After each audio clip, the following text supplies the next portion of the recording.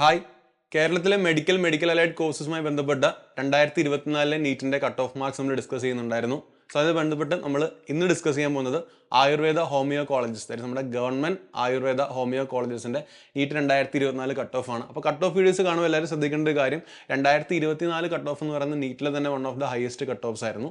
അതേ ഒരു ഓർഡർ തന്നെ എല്ലാ വർഷവും ഫോളോ ആക്കണമെന്നില്ല, പക്ഷെ എന്നാലും കഴിഞ്ഞ വർഷത്തെ ഒരു നേച്ചർ എങ്ങനെയായിരുന്നു എന്ന് അറിയാൻ വേണ്ടിയാണ് ശരിക്കും ഇത്. സോ ഈ കട്ട് ഓഫ് വീഡിയോയിൽ നമ്മൾ തേർഡ് ഫേസ് അലോട്ട്മെൻറ്റിൻ്റെ ബേസിലുള്ള കാര്യങ്ങളാണ് പറയുന്നത്.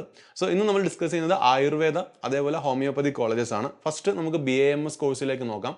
സോ BAMS കോഴ്സ് അല്ലെങ്കിൽ ആയുർവേദ കോഴ്സസിൽ കേരളത്തിൽ 5 ഗവൺമെൻറ് കോളേജസ് ആണുള്ളത്. അതേപോലെ 12ഓളം പ്രൈവറ്റ് മെഡിക്കൽ കോളേജ് ആയുർവേദ കോളേജുകളും അവിടെ അവൈലബിൾ ആയിട്ടുണ്ട്.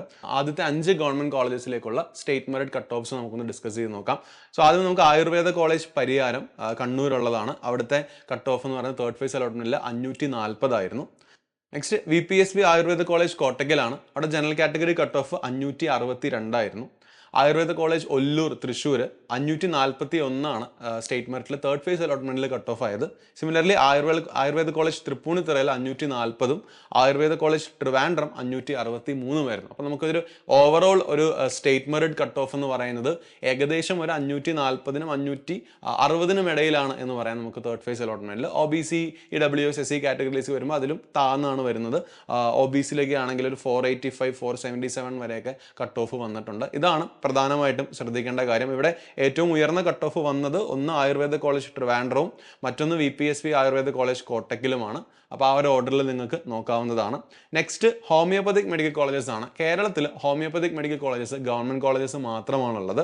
അതിൽ പ്രധാനപ്പെട്ട homeopathic medical colleges doctor Padiyar memorial medical college Ernakulam, government homoeopathic medical college Karaparamba Kozhikode, next ANSS homeopathic medical college Kottayam, Sree Vidyadhiraja homeopathic medical college Nemom Trivandrum, and finally government homoeopathic medical college Trivandrum.